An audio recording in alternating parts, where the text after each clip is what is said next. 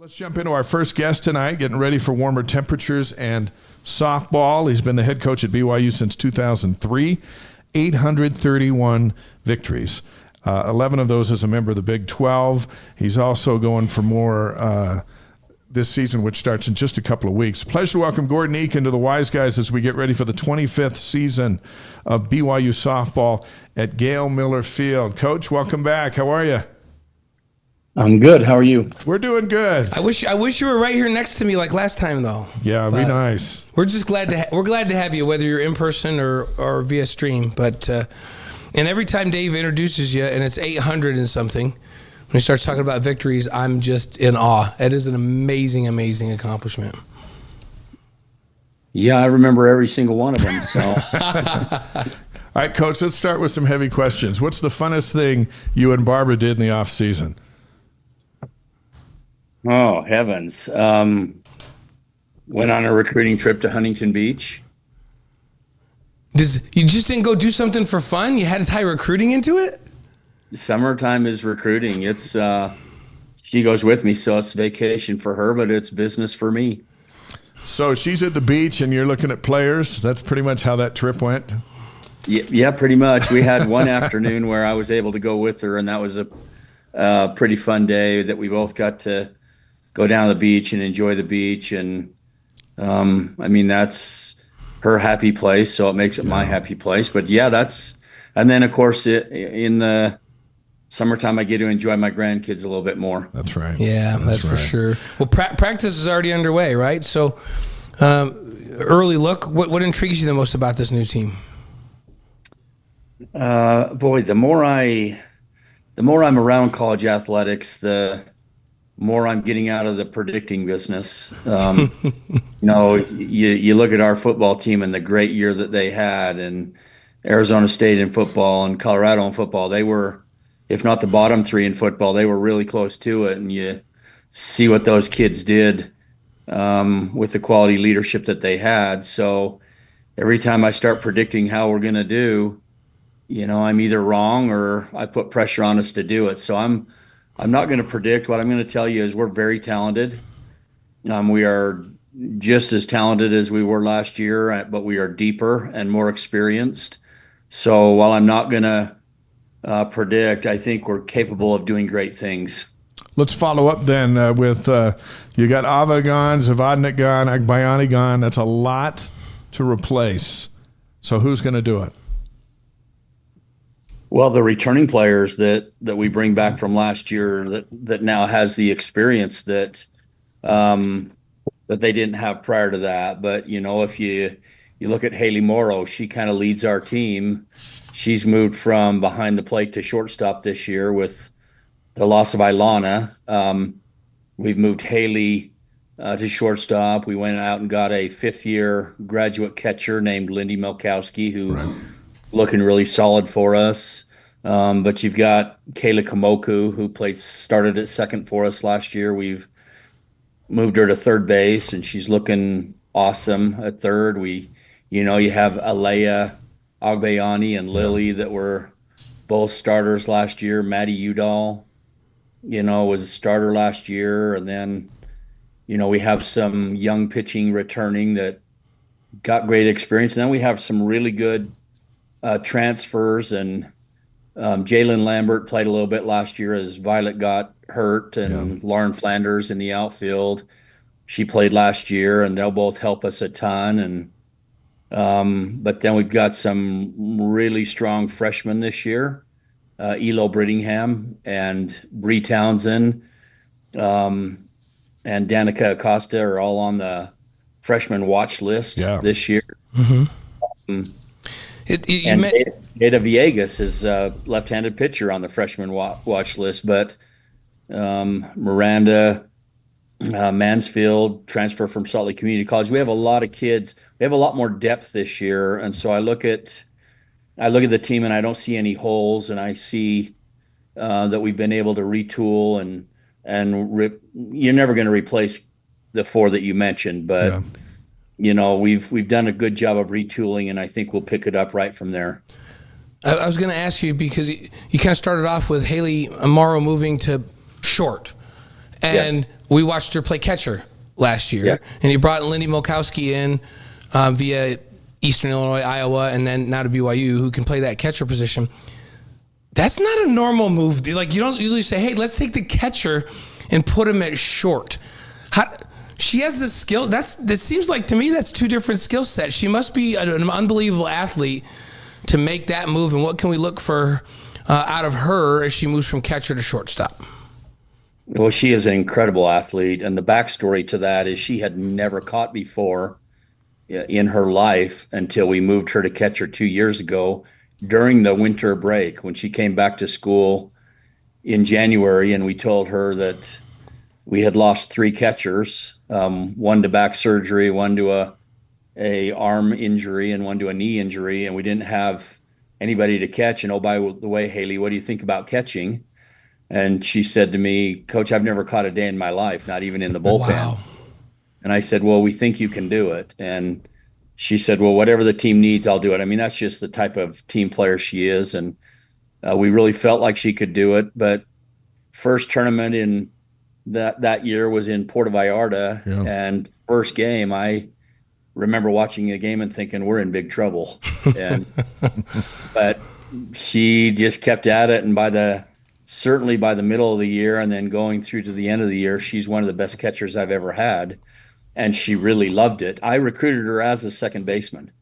And so she wanted to stay behind the plate. But then when Ilana transferred to Oklahoma, I knew Haley was the answer if we could go out and get somebody to make us solid behind the plate, and we were able to do that. I wrote a story about Haley in the Deseret News, and she was 14, right, when she committed. It was the youngest commit in the history of BYU softball, and she's lived up to it. And she came in with a lot of expectation. 10 home runs last year.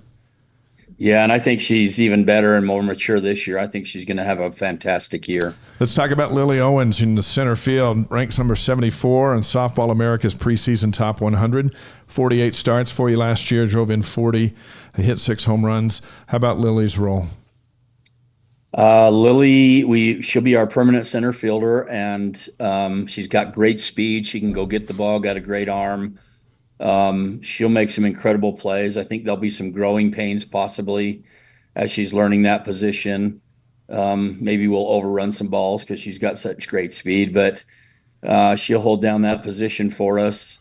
And then offensively, I think Lily's another one that could just have an All-American type year for us with her power and her speed. And so I think Lily will be one of those players that will help us make up for those offensive numbers that we lost.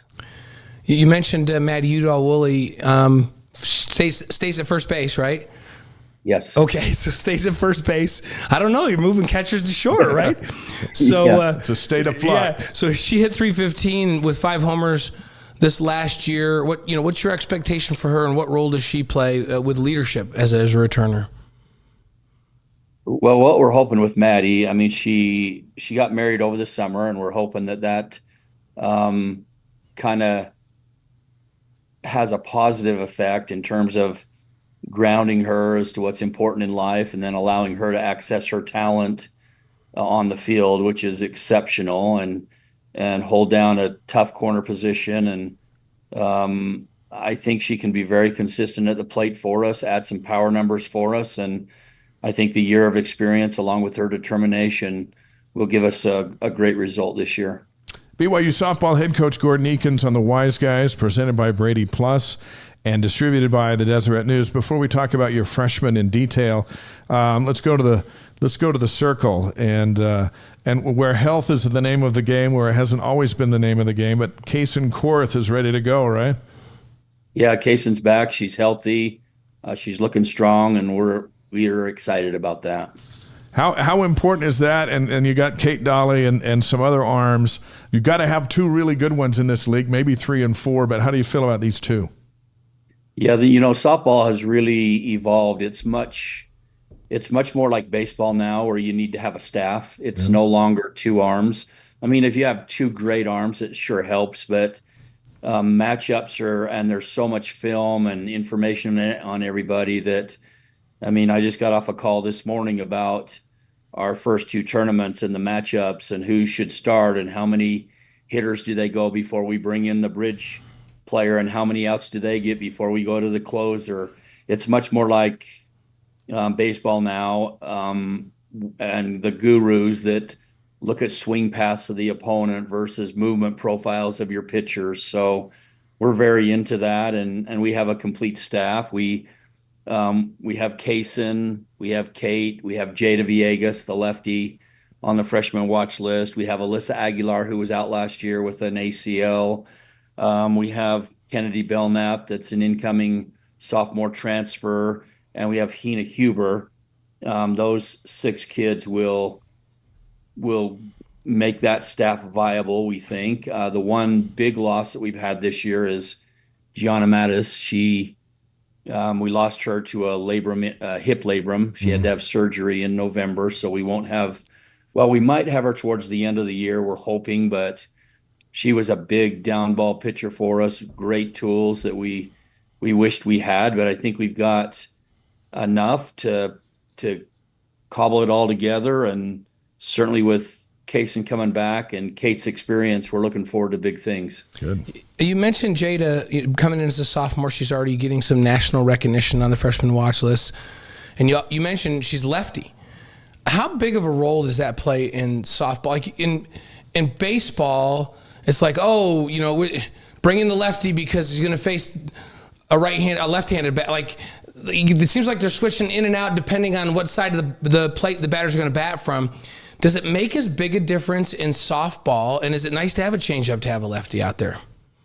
It actually does, but not necessarily for the same reasons. It's more, can your lefty throw glove side? Can they throw arm side? Can they jam a lefty, or can they only throw into the barrel of a lefty? So having righties and lefties is big in regards to the opponents. Are they a flat swinging team and hit a lot of ground balls? Are they a fly ball hitting team? And then we don't want to throw into the barrel of the opponent. So all of our pitchers need to be able to throw both glove side and arm side. And you never really think about that, but that's huge to be able to throw in and out. And that's how we base our matchups, based on our pitchers' movement profiles and location profiles. Brie Townsend's from Buena Park, California. She's listed among D1 softball's top 100 watch list. She can play third base or first base. How about Brie, and what can we expect as she settles into her BYU career? Yeah, I've said this from the start with Brie. I think she's going to have a tremendous career, and I think that's going to start this year in some form, whether she gets time at first base. She can also play a very good third base, or she can DP. She's a power kid. She can hit with power. We are just really pleased with her progress since she joined us in September, and I think she's going to really show some great things this year and then have a great career with us. Yeah, I want to mention another freshman, Brittingham, catcher out of Napoma, California. Is she going to play catcher here, first off? And then secondly, my goodness, I'm looking at her numbers. NCSAA National Hitter of the Year. She batted .540, 38 RBIs, 19 home runs. So she brings a big bat with her as a freshman. What kind of impact can she have right away? It's huge. I mean, I guess if you look at Hunter Ava's career for us, it was exceptional. Yeah. And a tough bat to lose from the lineup, tough leadership to lose from the lineup, but Elo is Hunter on steroids. Oh, wow.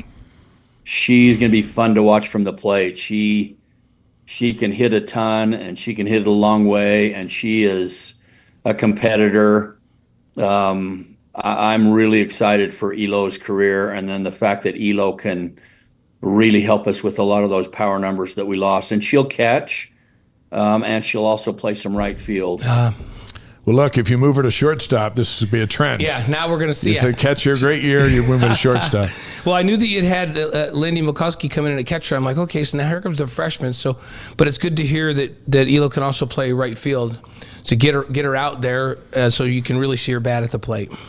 Yeah, and you don't want to use one catcher for every game. It really beats them up. In softball, you want to have 2 quality catchers, and we actually have 3 quality catchers. We have Abby Gillespie along with Elo and Lindy, and we have a really deep lineup. I mean, we have Tristan Turlington that we'll find her way in the lineup somewhere as a junior. She'll play second, or she'll play third, or she'll play short if Haley's in a slump or gets hurt.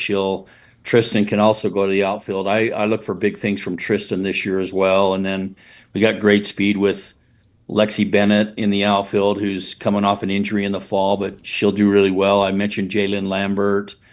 We got another freshman named Amaya Hernandez that is a real fighter. I mean, we really have a deep team and a quality team to where we're going to be able to mix and match until we find the right combinations. Well, I like what you said about Brittingham's power, because a lot of folks, and if you haven't, you have a chance to go to Gail Miller Field, but when Hunter was at the plate and she'd hit the ball and it would disappear into the night, beyond left center, and the place going bananas. That's just some power you just don't see many places. But Brittingham's got that kind of power.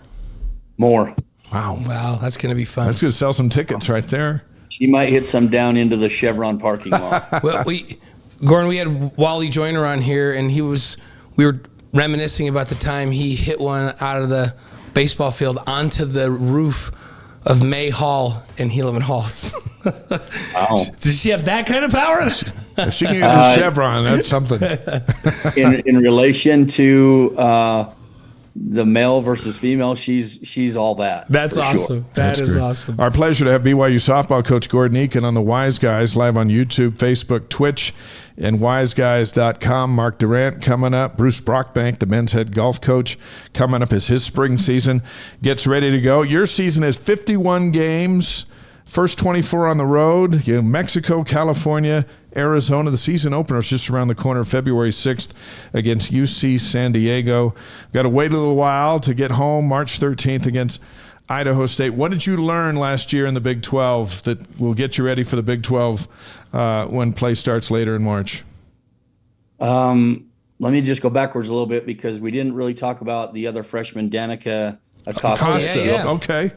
She's a very high-quality player. She'll play a lot of second base for us, left-handed hitter, can do a lot of great things. And so I just didn't want to fail to mention her as well. But I think what we learned from the Big 12 is what every other athletic team at BYU is learning is you got to be resilient. Yep. You have to be able to be punched in the mouth and pick yourself up, not only during the game, within the game, but also between the games. And so I think we learned that we can compete with anybody in the country, and that if we get smacked in the mouth in the first inning and we're behind 8-0 with no outs like we were to Houston last year at Gail Miller Field, we can still come back and win that game in extra innings, which we did. And so a lot of those experiences, like the win at Oklahoma, that win against Houston, beating Oklahoma State twice, a lot of those experiences really helped our nucleus. And I think that's what we've talked about, and it's really going to help us going forward, along with the quality new players that we have. What was more fun, beating the Sooners, which was awesome, taking Oklahoma State twice, which was unexpected, especially against the arms they threw, or that rally against Houston in front of the fans, and it was late night and it was crazy? Well, those were all special. I would say the win against Oklahoma State in the conference tournament that nobody expected was certainly a lot of fun. That Houston game was gut-wrenching, but turned out to be an incredible experience. But I think by far that win against Oklahoma in Norman was something that doesn't happen every day, and was a great experience. Yeah. This Big 12, it's like you mentioned, every team's learning it's a gauntlet when you play in this league. Where does the Big 12 rank in terms of leagues in the echelon of softball? We talk college football. We always say, well, SEC, Big 10, then it's a crapshoot, Big 12 probably, or ACC. In softball, where would you rank the Big 12? I would probably say it's just behind the SEC now, and that's because Oklahoma and Texas, the two that played for the national championship last year, left the Big 12 and went to the SEC to further make it stronger. So I think until someone in our conference proves they can do what Oklahoma and Texas did consistently, I think you got to give the nod to the SEC. But we can we can play with every one of those teams in the SEC in our conference. So I don't think we're far behind. You got 8 Big 12 opponents this year. No Oklahoma State or Kansas. You can see them in the tournament later in May. You host Utah on April 17th. Now a Big 12 showdown, those 3 games. How do you feel about this slate that you have in front of you in the Big 12? Well, it's exciting and scary at the same time. I mean, you hope for health, and if you can maintain your health and you can play consistently and be resilient, then it's a fun ride. But if you slip backwards and you're not consistent, or you get hurt and you're not healthy, it can be really scary to get through week by week. And next thing you know, you're pitching your shortstop. So, we love the competition. I mean, we love being in the conference. We respect all of the programs in the conference. And now with the addition of Utah, Arizona, and Arizona State, 3 high quality programs out here in our neck of the woods, it's going to be even that much more intense. So we're really looking forward to continuing to compete here, and then move forward with our program year after year. You mentioned, Gordon, somebody's got to step up and kind of fill that void of teams that can be like Oklahoma and Texas year in and year. I know one that could do that. 3 initials, BYU. Yeah. What do you think about that idea? That sounds good. Why don't you do that? I'm telling you what, football did it. Yes, they did. Yes, they did. So, I mean, you just never underestimate these college kids. If you believe in them and you push them and you support them and you coach them up, great things can happen. 25 years at Gail Miller Field, and you've been there for every one of them. What's the vibe? Describe the vibe. I tried it a moment ago, but from the head coach, as you've seen it grow, and marketing's done a nice job, it's the place to be. I like after the baseball game, or if whatever game ends earlier, everyone just goes to the next game. And then all of a sudden you got standing room only. What about that vibe you have going there at Gail Miller Field? Well, we love our home fans. I mean, there's a lot of energy, and it gives us a lot of energy and drive to play well. So we love the Gail Miller Field vibe and the support that we get from BYU, all the way from the administration down to marketing, down to the people that help us at our games. So we love the vibe, and we're looking to grow that every year. I mean, this year we're going to face the first $1 million NIL softball player in history, which is Nigel Kennedy from Texas Tech. Really? Wow. He's a pitcher that transferred from Stanford, the best pitcher in the country by far. And she left Stanford and went to Texas Tech for $1 million NIL deal. We have a 3-game series with her at home, and fantastic. If people don't come watch that, then they don't want to know about softball. Yeah, that's must see. I gotta come. Must see TV. I'll come on to that others, one. but I'm definitely gonna come to that. That's good. When you beat Oklahoma State and Oklahoma, you face some of their aces that have been spectacular, and hey, they throw it down the middle and you smack it somewhere, magic happens, right? Yeah, there's not a lot of them thrown down the middle with that. That's true. That type of pitcher. So you got to hit them on the corners too. But we played well in those games, and we're capable of doing that. So we're going to try to do that more consistently and stay resilient when things aren't going our way. Well, I believe it's time for 5 questions with is. Gordon Eakin. 5 questions is presented by Strategy Square, delivering connection, clarity, and confidence in business and marketing strategies. Chantal's a BYU alum. She runs that. You can reach her at strategysquare.co. We've had you on before, so we went with the regulars, but then the second time and third time throughs, we like to mix it up a little bit. And so your 5 favorite bands of all time. And we went back and forth texting each other today. And when all time means you can go all the way back to the time when certain bands were it could be your junior high favorite band. It could be, some of these bands that I grew up with, people wouldn't even recognize. But probably including both of you. No, so. because Dave and I, we're aficionados. And don't forget, Dave was a DJ back. That's right. Starting in high school, he was a DJ. Yeah, so he knows music. We of would all challenge you generations. to stump us. So here's my question for you, though. As we do this, do you have them in rank order? Do you want to start with 5 and go down to 1 to your all-time favorite, or how do you want to do it? No, I'll just throw out the ones that Okay. Well, first of all, I asked Dave earlier today if I could just mention talk radio, and he said no. No. No, we're not doing that. Well, we've done that before too. Both of us have done that before you too. throw them out, and then we'll judge you. How about that? That sounds fair. And maybe we'll come up with a favorite of the 5. So You two might be on top of my charts for talk type radio or podcast. So that's nice of you. You could include that one at number 5, but that's That's the only one we're gonna let you do. No, these are bands or entertainers. all right. Well, I'm going to throw out 3 that I grew up with in high school that don't hold this against me, but Aerosmith. What he's acting like nobody would know Aerosmith? Come on. But my kids know Aerosmith. I hear Aerosmith songs at your softball games all the time. Okay, well, perfect. Aerosmith. I liked The Doors. All right. There's no shame in these. These are classics. You're going with big time bands.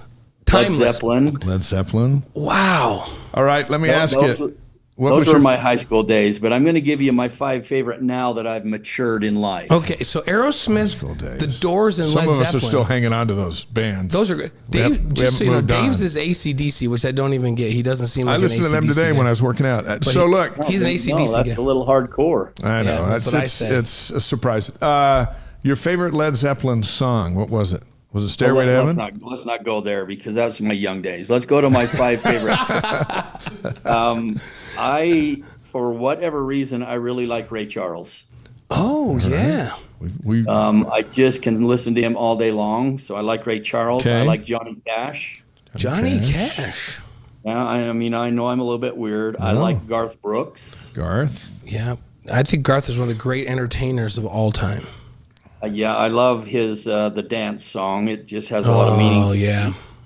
My wife and I went to Celine Dion quite a number of years ago, and she's quite a performer. I really enjoyed that. I don't know if she's my favorite all time, but she certainly was great. And then I like the Commodores. You know what? Easy like Sunday morning. You got to love the Commodores. Hey, those are 5 great selections. I don't know why you didn't just charge right out of the gate with these. Yeah, like there's not a bad one on here. So Garth Brooks, might be my favorite one is that one. I don't know what the name is. It Here's Your Mom? That's a good one. So good. Have you heard that one, Gordon? Where he just he is. My wife and I are big country fans, so he's great. Enjoy those. When you saw Celine, did you go down to Vegas and see her show? Yeah, I sat at that show with my daughters, and I sat there and I go, this is one of the most talented people in the entire world as she performed. It's amazing. I didn't want to go, but my wife talked me into it, and then I really was glad that I did. Well, we were playing golf out at Reflection Bay, and we came around. There's houses all along the fairway, and I look up and I go, is that Celine Dion? And she was just standing on her deck. She lived out there. She was just looking over, and then we all looked up at the same time, and she just waved. She helicoptered in from her house. She would take a helicopter from out in Reflection Bay, and that's how she got to work at the Coliseum. Out of Lake Las Vegas Resort and go in. Yeah, that must be nice. Coach, I really love your other bands, Aerosmith, The Doors, and Led Zeppelin too. I think those are 8 fantastic bands that you've rolled out here tonight. Wait, what was Lionel Those Richie? were all bands we'd listen to as we tried to decide at Granite High School what fights we were going to get in after the football game with West High School. So isn't Lionel Richie wasn't he the lead singer for the Commodores way back when? Without the Commodores, you don't have Lionel Richie. Yeah. Right? Right. That's why I liked him. I really liked a lot of those songs. I never think of the Commodores, but that may be one of my favorites of all time. So, hey, did you know any McCanns at Granite High? My dad went to West, but later some of them they moved, and some of them went to Granite, the Granite Farmers, right? Yeah, Granite Farmers, and the McCanns were all the troublemakers. Yeah, I can see that. That's my dad's side. That's not, my mom would remind us that she grew up in Indiana. It was my dad's side from Salt Lake. But my mother and father-in-law are Granite Farmers. I used to tease them. I'm like, oh yeah, what? That's a scary mascot. What are you gonna do? Pitchfork me? Like what? It's better than the Beat Diggers. What are you gonna do with the Beat Diggers? When I came here from New York, the mascots for Utah teams, I was like, come on. The darts. My kids went to Davis. What's a dart? We're gonna poke me? Like I don't get it. Hey, Michael Zimmerman says Garth Brooks' "Friends in Low Places" song was the song that got him listening to country music. Yeah, that's an all-time classic. That describes our relationship, me and Blaine. We're your friends in low places. Yep. We're glad that you've come to elevate. My wife was a beat digger, so she took a offense to that dissing of the name there. Yeah. Yeah, Sorry about that. Yeah, when we were the Orem Tigers, no one's ever seen a tiger in Utah County, as far as I know. So that's what we were. But at least we weren't Mountain View Bruins, right? That's we're on the other side of State Street. My apologies to Barbara for the beat digger. Yeah, sorry about that. That's Even though, a come farmer on, and a beat digger, that's a romance made in heaven. That's Salt Lake. That's Salt Lake right there in the early years. Hey, it's cold. So where are you practicing? Are you all indoors now till you go south or what? Yeah, we're in the IPF. We were outside last Thursday, I believe it was. It was low 40s, beautiful day, and the sun was shining. So we're hoping to get out again the end of this week because we need that dirt time. But for the most part, we're in the IPF. UC San Diego will be here before you know it in La Jolla, California on February 6th. We look forward to calling your games at Gail Miller Field once you get back home. And hey, we salute you for your career. We love having you on this show, and we're big fans of yours. Best of luck this season. Well, thank you for having me and giving us a little attention with softball. Hey, and let your wife know that it was Blaine who made fun of the beat diggers. Yeah, I'm sorry. All right. Thank you, Coach. Thanks, Coach. That's Gordon Eakin, over 800 wins in his career, which has all been at BYU. And remember, he was an assistant for the early season or two, and then he's been the head coach ever since. It's the 25th anniversary season of softball over there all spring long, and once it warms up, it's a cool place to be. Yeah, it is. It's a fun environment. 831 wins, my goodness. I don't even know how you do that. That is really, really impressive.